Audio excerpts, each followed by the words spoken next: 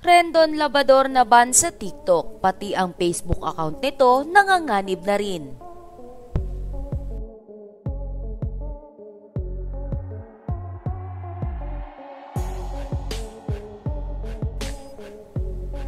Tila kinakarma na ang social media influencer at self-proclaimed motivational speaker na si Rendon Labrador.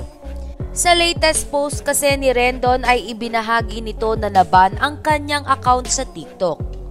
Ayon sa post ni Rendon, burado, binura na ni TikTok ang account ni Rendon Labrador.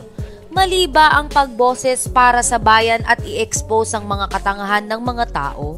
Pero yung mga content at TikTok account na puro kabastusan at kahayupan ay hinahayaan ninyo? Makikita naman na kaakibat ng post na ito ni Rendon ang pruweba na binansya ng TikTok.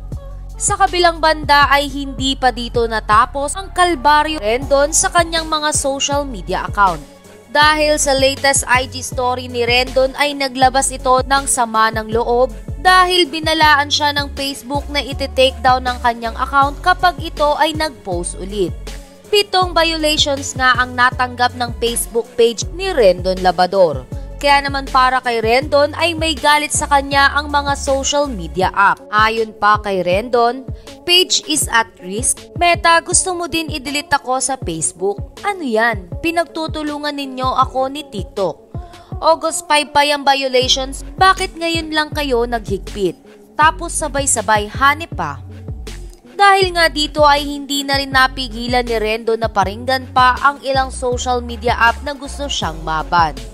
Ayon pa sa IG story ni Rendon, baka Instagram at YouTube nahihiya pa kayo. Baka gusto nyo na din sundan ang pag-delete ng lahat ng social media accounts ko. Grabe dito sa Pinas, ayaw nyong magising ang mga Pilipino sa katotohanan. Hindi pa nga ako nakatutok sa inyo, natatakot na agad kayo. Samantala, maraming netizens ang masaya sa sinapit ng mga accounts ni Rendon. Lalo na ang mga tagahanga na tinira ni Rendon gaya ni na Michael B., Alex Gonzaga, Paulo Contis, Coco Martin, Andrea Brillantes at ang mag-asawang Vice Ganda at Ayon Perez. Anila ay deserve ni Rendon na maban sa lahat ng social media platform dahil cancer lamang sa lipunan ang pinaggagawa ng nasabing influencer.